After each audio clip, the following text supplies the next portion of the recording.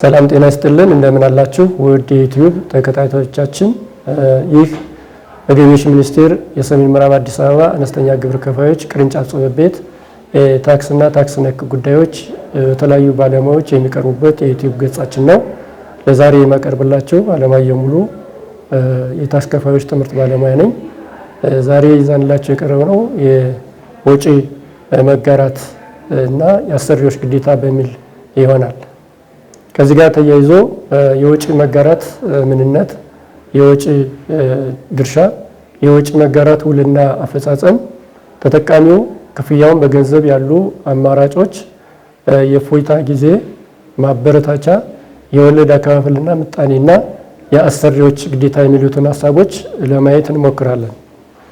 የዚህ ሀሳብ መነሻ ወይም ወሰናችን የሚሆነው ወይም የህግ ማዕቀፋችን የከፍተኛ ትምህርት አዋጅ ቁጥር 351 1995 የወጪ መጋራት ደንብ ቁጥር 154 2000 እና የወጪ መጋራት መመሪያ ማሻሻያ ቁጥር 2 2009 መሰረት በማድረግ ይሆናል ማለት ነው። ከዚህ በመነሳት የመጀመሪያውን ነጥብ በምናይበት ጊዜ የወጪ መጋራት ምንነት ስንመለከት ማንኛውም በመንግስት ተቋም የከፍተኛ ትምህርቱን ያጠናቀቀ ምሩቅ ተማሪ ወጪውን በመጋራት መርህ የተመሰረተ የትምህርት የስልጠናና አገልግሎት ክፍያ መፈጸም ይኖርበታል ማለት ነው።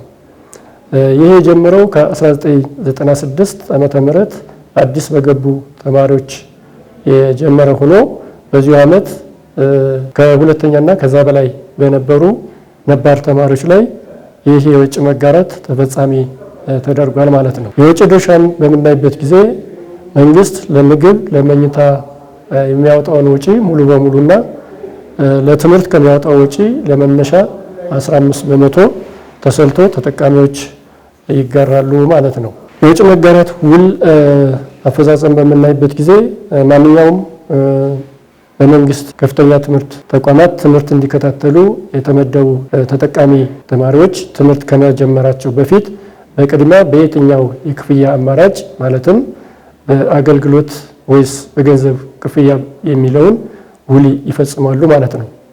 ውል የሚፈጽመው በጤናና በትምህርት ሙያ ለሚሰለጥኑትና ለሚሰማሩ ተጠቃሚዎች መንግስት በሚመድባቸው ማንኛውም ቦታ በአገልግሎት ግዴታቸውን መወጣት አለባቸው።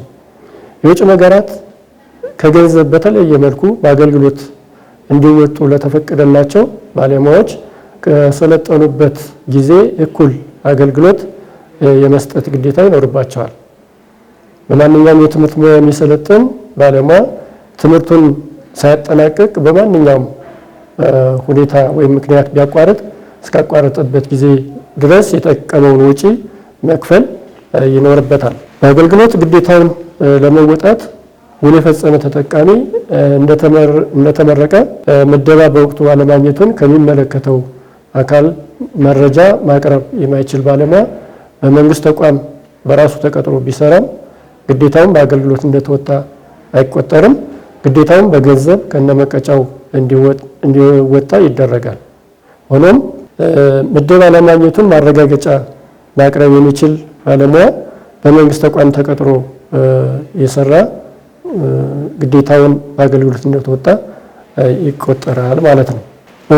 ተጠቃሚው ክፍያውን በገንዘብ ለመክፈል ያሉ አማራጮችን ስናይ ትምህርቱን ጨርሶ ወይም አቋርጦ ከቆየ ከአንድ ዓመት የእፎይታ ጊዜ በኋላ በግብር መልክ ወይም በግብር መልክ ከደሞዙ ወይም ከገቢው ላይ 10 በመቶ ተቀናሽ እየተደረገ እንዲከፈል ይደረጋል።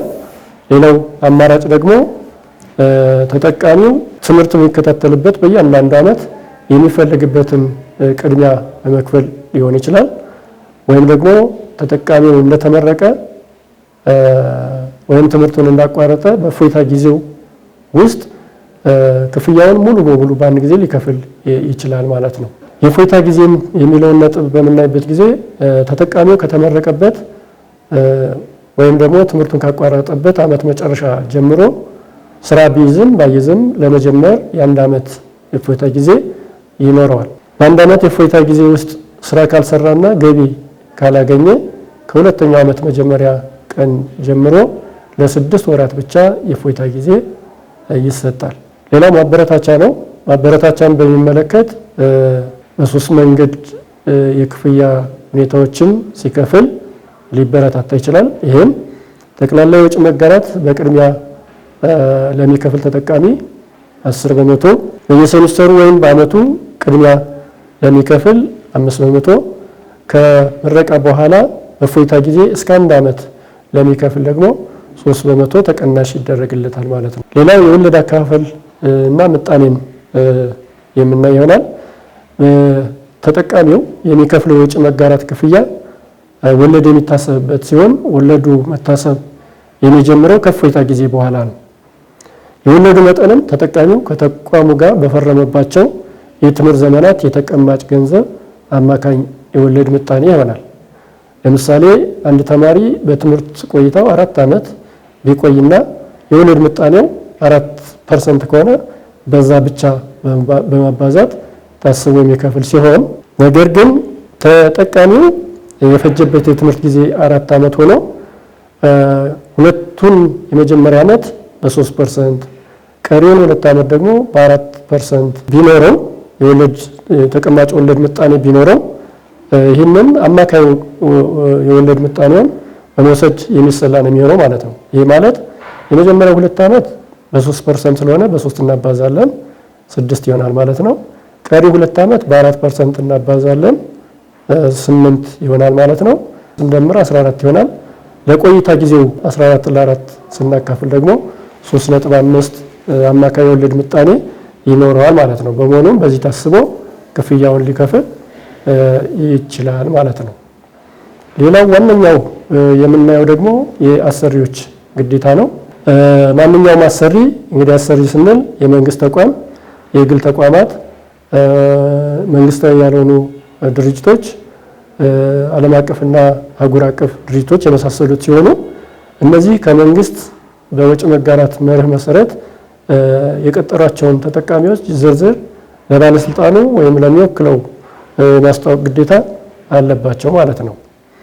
በገንዘብ በመክፈል ግዴታ ከገቡ ተጠቃሚዎች የሚፈለግባቸውን ዕዳ የሚያሳይ ማስረጃ ከተጠቃሚዎቹ በመቀበልና ስለ ትክክለኛነቱ ከባለስልጣኑ በማረጋገጥ በየወሩ ጥቅል ደሞዛቸው ቢያንስ 10% እየቀነሱ ከእያንዳንዱ ወር መጨረሻ አንስቶ ባሉት 30 ቀናት ውስጥ ለገቢ ባለስልጣኑ ገቢ ማድረግ ግዴታ አለባቸው ማለት ነው።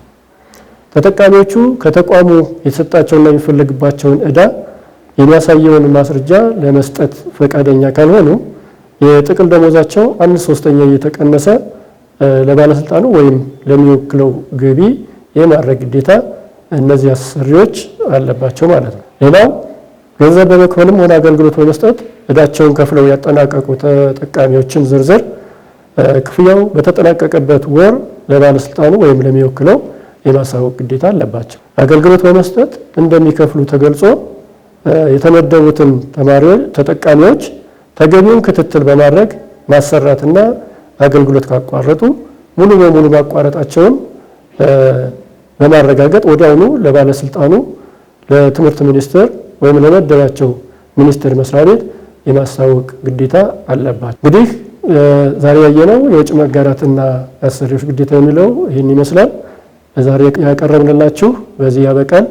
አብራችሁን ስለቆያችሁ እናመሰግናለን። ለቀጣይ ሌሎች ሀሳቦች እንዲደርሳችሁ ላይክ፣ ሼር እና ሰብስክራይብ በማድረግ ተከታተሉን። እናመሰግናለን።